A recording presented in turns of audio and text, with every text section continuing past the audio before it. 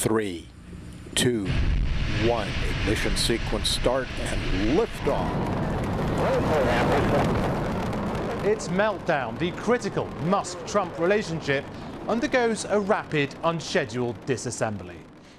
Tonight, Donald Trump versus Elon Musk, an extraordinary fallout as the president and the world's richest man come to blows on their social media networks.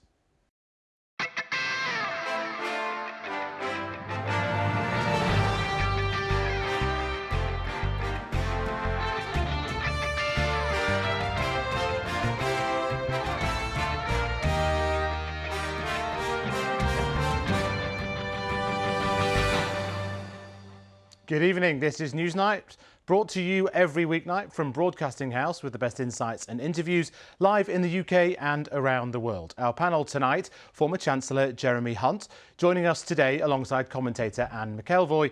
And the news gods have served up a febrile night of news with the potential for significant consequence. It has long been forecast, but now the Trump-Musk bromance that helped power the first months of the new White House is over and collapsing in real time in a quite extraordinary fashion. It started with a policy disagreement on budget policy, the budget bill, but when we came on air, Elon Musk is using his social media network to suggest he would fund opponents of Trump's budget. President Trump is using his network, Truth Social, to suggest removing Musk's multi-billion-dollar contracts. Musk said, "Make my day," and then alleged the president is in the Epstein files. He's withdrawn his rocket that refuels space station missions and now said the tariff policy will plunge the US into recession. Tesla shares have lost a sixth of their value today. A few weeks ago, Trump publicly bought one of Musk's Tesla cars to show solidarity with someone he then called an American hero. Mr. Elon Musk. Yes! The people voted for major government reform, and that's what people are going to get. They're going to get what they voted for. And to that end, I have created the brand new Department of Government Efficiency, which is headed by Elon Musk, who is in the gallery tonight.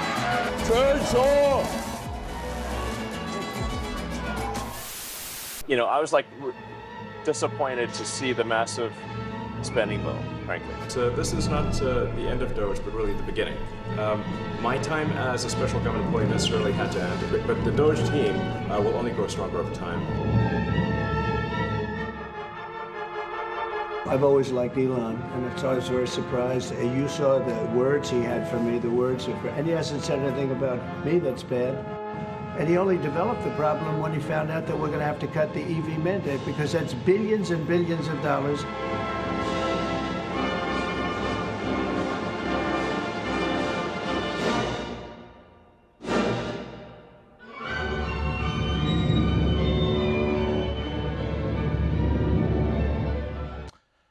Well, it's a moving story. The tweets keep on coming. We'll bring those to you as they come. But for now, let's talk to the US pollster and communication strategist Frank Luntz, friend of the programme. Frank, thanks for joining us.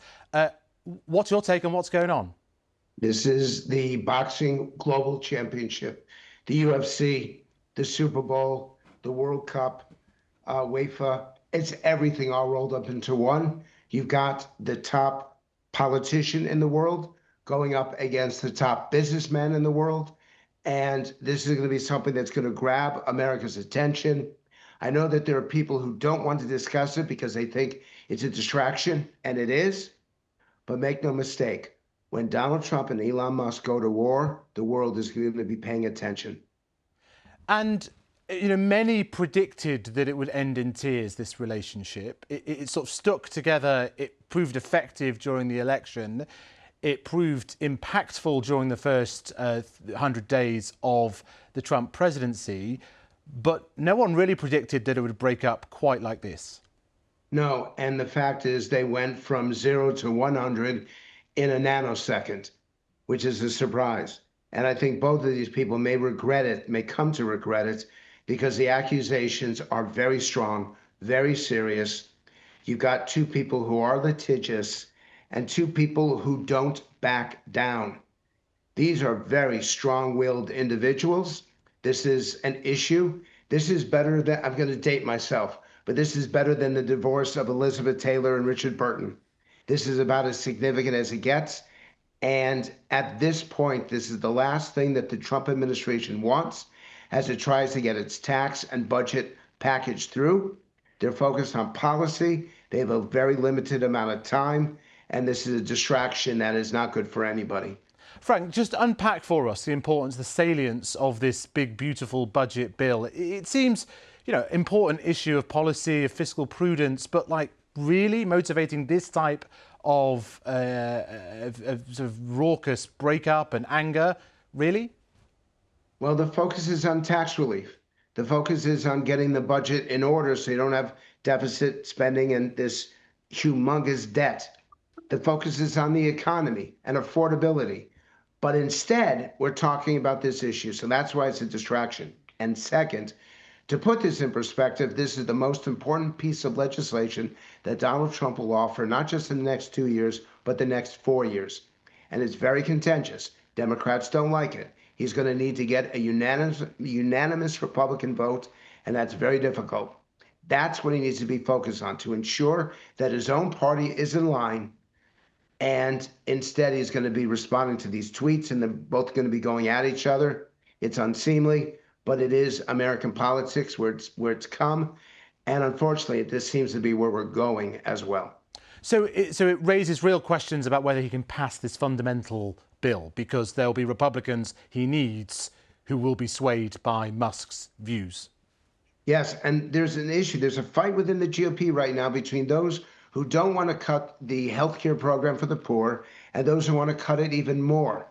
That there's a battle between what I call centrist Republicans who want to maintain some of the social spending and aren't as concerned about the tax relief versus the Freedom Caucus, which wants to cut spending more than anything because they think the debt is dangerous and they're less interested in compromise. And at that moment, when they're sitting down together, at this moment, you've got this public fight. It's gonna delay things. It's gonna cause this administration some heartburn. But do you take seriously some of the actual threats here, pulling contracts from Elon Musk's SpaceX and other companies, which was put on Truth Social, on Donald Trump's Truth Social. And in return, Elon Musk is saying, well, he'll pull the Dragon spacecraft. I mean, what is this? This is politics 2025 American style. This is to the winner goes the spoils, and to the loser, you lose everything.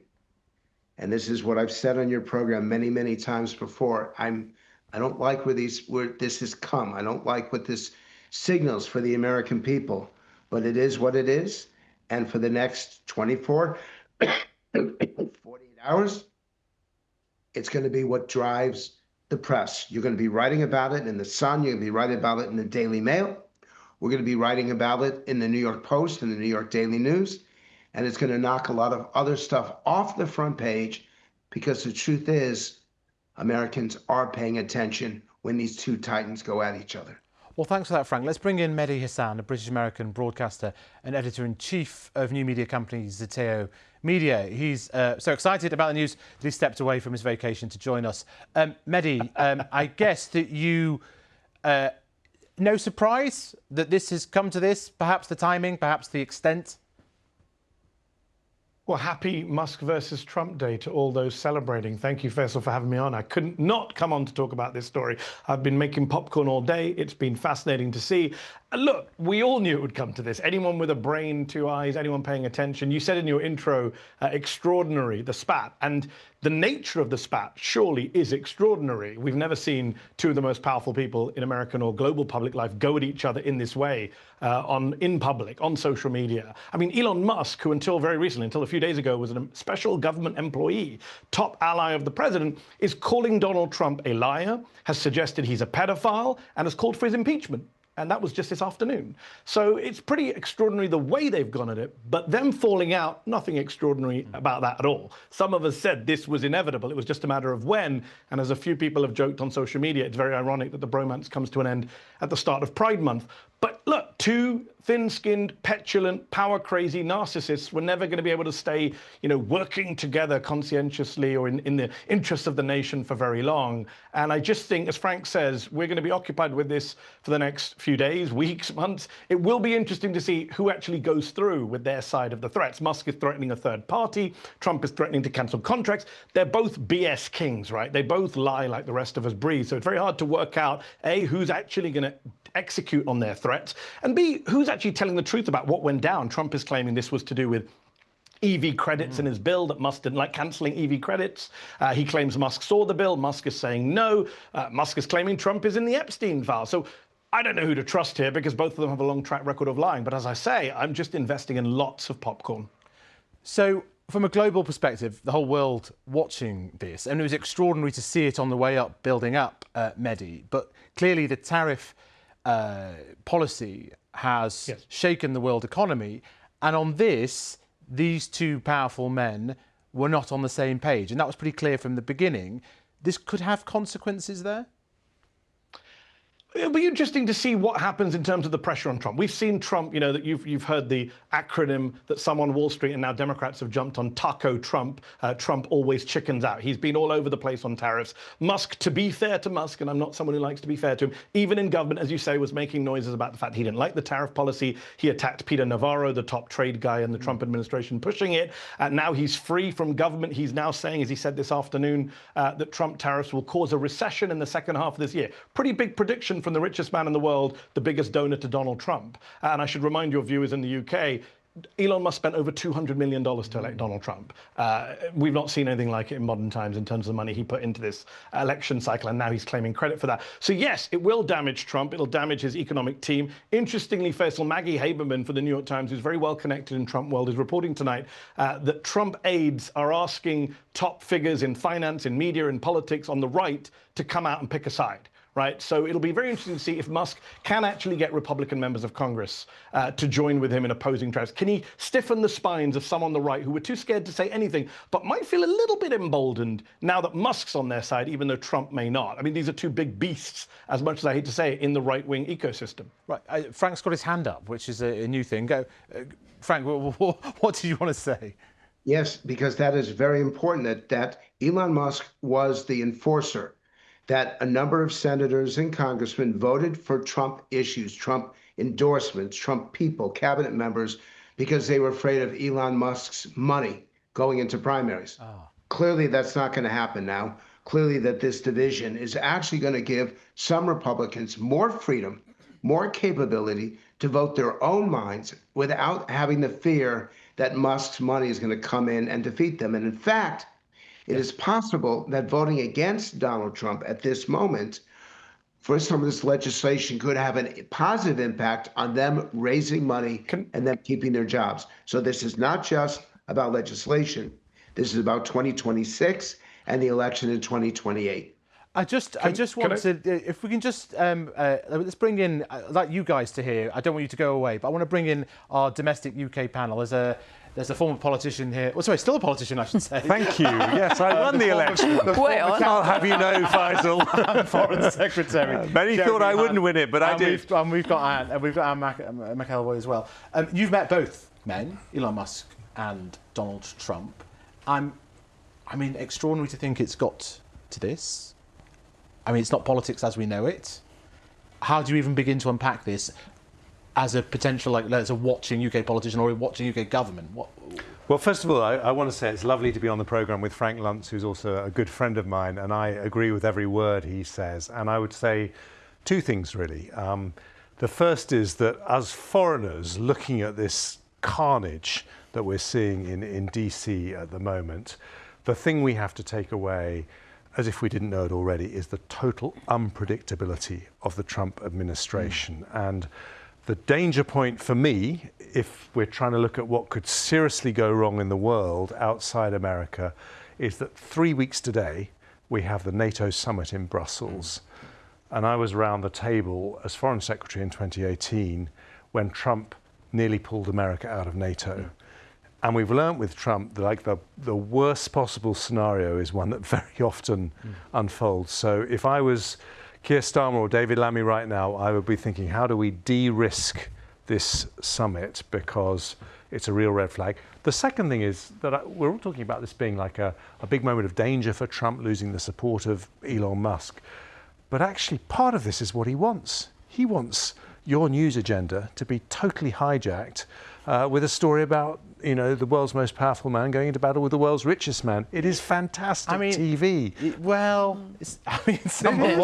I'm not sure all the tweets that Elon Musk is putting out on his network are particularly complimentary or ones he wants circulating. He loves conflict, and you know, that is part of his modus operandi is to create conflict that puts him right at the centre of the news agenda, and there'll be a part of him that likes this. Anne, do you think?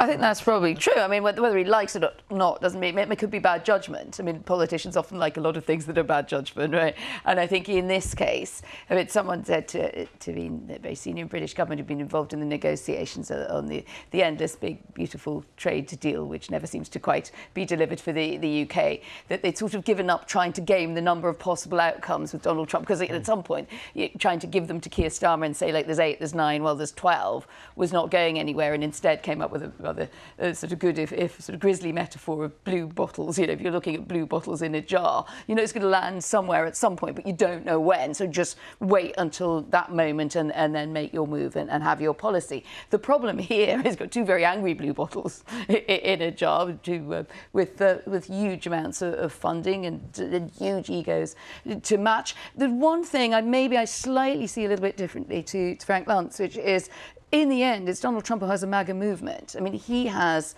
the fan base.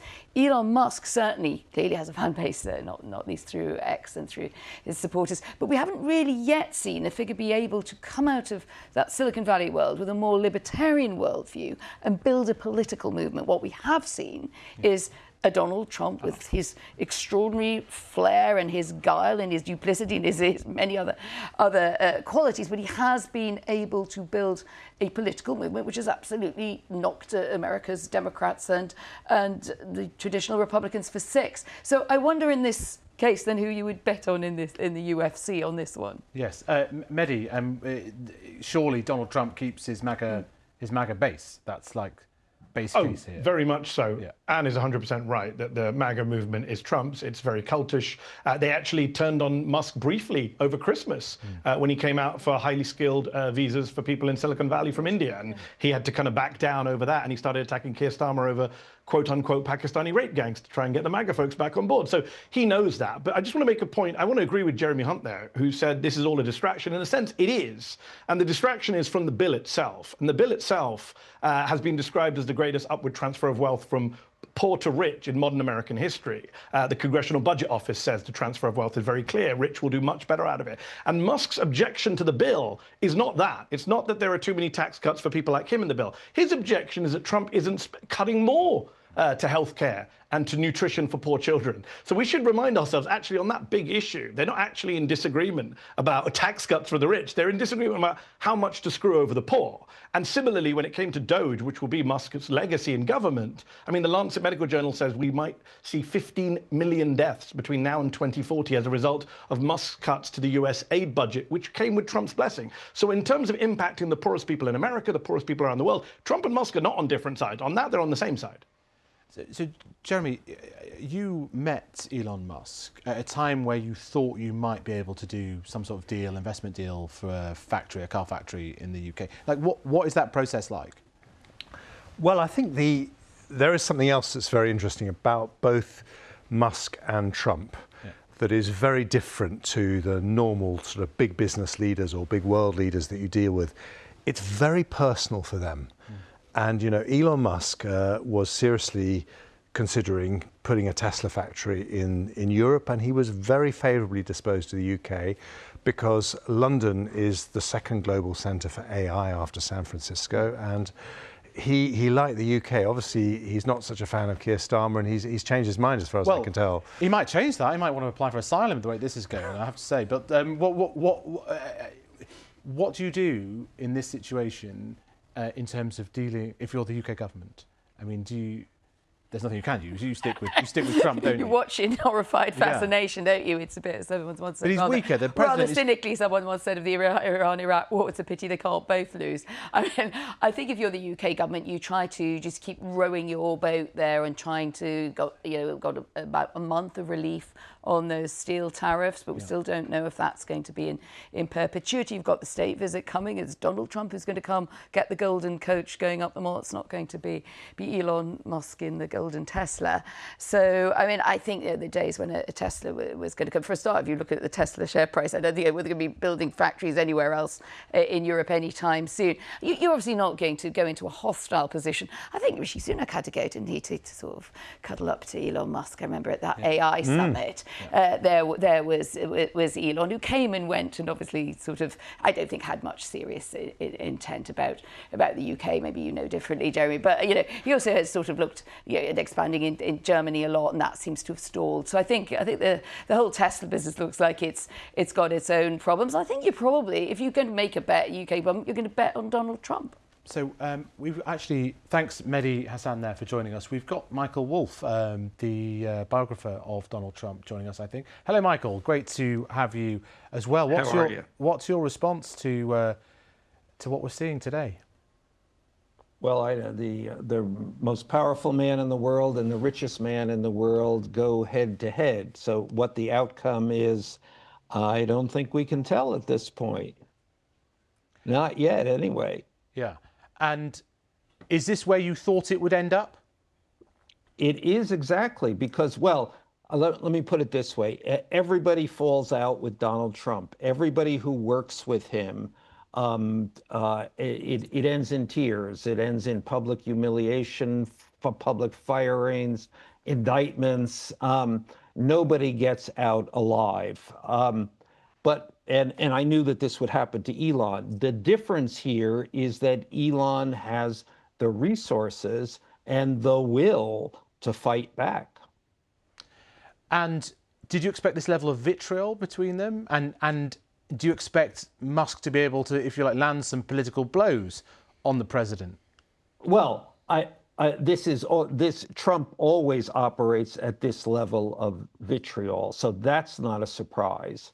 And Elon, I mean, is pretty good at it himself. And obviously, both men have their own social media platforms, so that adds a further dimension to this battle of the Titans. And so, where does this go, Michael? I mean, obviously, you followed so closely the Trump 1 presidency, so intimately. That was extraordinary. I don't know where it goes, but I think that Elon is indicating that he is willing to go for broke. I mean, he is poking, one of the key Trump vulnerabilities that nobody has been quite able to exploit, which is the Epstein connection. Now, I mean, Elon rolled out immediately with that gun. So, again. This could be a death match. Okay, right. I think Frank Luntz wants to get in on that issue. If this derails that legislation, and that's the cornerstone of the Trump second administration presidency, if it derails it, then Donald Trump will never get back on his feet. He's a survivor. He finds some way to come back even when he looks like he's done. But this legislation is the most important of the entire 4 years. And if he's unable to deliver tax relief and to somehow cut wasteful Washington spending, even his own voters will be angry with him. And this is significant. He does not need this enemy at this moment. So the timing is critical. The attacks, the fact that they're using the Epstein example, and the fact that it's already so personal and it developed over the last 48 hours, if this kills the legislation, this kills the administration. Well, that's quite something. Michael, do you agree that? No, I completely disagree with that. That's absolutely a misreading of everything that has happened to Donald Trump. I mean, people are always saying, if he doesn't accomplish this, then it's the end of that. And that's not what Donald Trump is about. Donald Trump is about conflict, conflict, conflict. The show goes on, and he keeps the show going on. And the fact that he accomplishes nothing has so far proved to be quite irrelevant to Donald Trump's political success. And Michael, I just want to pick you up on the references you made, or you quoted clearly what Elon Musk has referred to as regards the allegation that Donald Trump's mentioned in the Epstein files. So you think that this is an issue that is brewing, and that Musk has the power to kind of raise its salience, basically? Well, he owns a major social media platform, so obviously he has the power to raise the salience of this. Yeah, no doubt, completely. Right, let's bring in Anne McElvoy. Thank you, Frank and Michael, for joining us there from the States and giving us that perspective. Much appreciated. Has that changed your view in any way? I think just on the Epstein point, obviously it's highly litigious. It's an accusation. There's no evidence other than we know that Donald Trump moved in the same circles as Epstein, and once made a bit off-color joke about Epstein. Musk has just tweeted again on that subject, I should say. Well, I was just saying it would be interesting if you could maybe tell us what it is. But unless there is something new that any evidence that he can adduce, then it's just a slanging match, right? Yeah. So I do think on that score, we wait to see if Elon Musk has got any access to information and what's the value of that. I think he will at some point. I mean, a little bit we're playing the game here tonight of sort of, oh my goodness, look what we've said now. Yeah. Now, unless at some point someone is going to have to say something that has some value to it or has some new evidence. But maybe you want to share that information. Yeah. No, I mean it's the pictures, it's the videos we've seen before. I think there's a little bit of dragging out the old skeletons and dragging them around. The thing would be quite ironic. I was just thinking, listening to what Frank was saying. I'm not sure whether it is so fatal to this big bill or not. I know that certainly Republicans in Congress are very, very anxious, and were already anxious about the earlier attack this week on the bill. But wouldn't it be ironic if the whole Doge project ended up being undone because Donald Trump falls out with the guy that he brought in to smash up the federal structures? Maybe Donald Trump will decide that he's not so keen on Doge anymore. So this is about passing budgets. I mean, obviously it's a lot easier when you're a chancellor to pass a budget in the UK, but actually, how acute is the situation? Does Musk have a point in terms of the delicate fiscal situation of the USA? Well, I think he does, and you obviously know from your day job that no one can buck the bond markets, no one but no one, and that is going to be a consideration. But I think Michael Wolff's point is really interesting. I mean, his most recent book, which basically addresses the question, how on earth did Trump manage to get re-elected, having to deal with what he had to deal with? He says that his media strategy was his legal strategy, and his legal strategy was his media strategy. And I think it's important with Trump to understand that everything is actually about his media strategy. So this is a huge amount of conflict that will inject him into the news agendas. That's what his base want to see. They'll see him fighting on, they'll see him not giving up. The twist in this one is that Elon Musk also has a social media platform. That's not happened with people that Donald Trump has taken on before. So that does make it less predictable. It really is just the flip side. It's an extraordinary thing to have a businessman of his import, like donating and campaigning so heavily in a presidential election. But now we have the complete flip side of this. Let's have a quick look at the papers. I think they may have come to this party a bit late. No, there we go. There's Guardian on water pollution. Trump and Musk swap insults as the rift grows. And of course, it's been quite the day for breakups. As we were saying, Reform UK chair quits in blow to Farage. Russia blames UK for drone attacks on jets and says it could lead to World War III. That's in the Daily Mail. Sensation as Musk says Trump is in Epstein files, as we were discussing. In the Times, migration could force reform of rights treaty. And Musk's Epstein jibe signals war with Trump, and that sidelined Reform chairman as well. And then there in the Sun, Arise Sebec's David finally gets a knighthood and posh to be a lady. Well, she's always been a lady, hasn't she? You've been very restrained, Jeremy, on mentioning your own book, which I congratulate you for. I'm not going to let you in now. We must leave that now, but it's a very good read. Certainly the first chapter. Can we be great again, in case you missed it? Let's leave him there. Always a chancellor. That's it. Matt Chorley's back tomorrow. Till then, good night.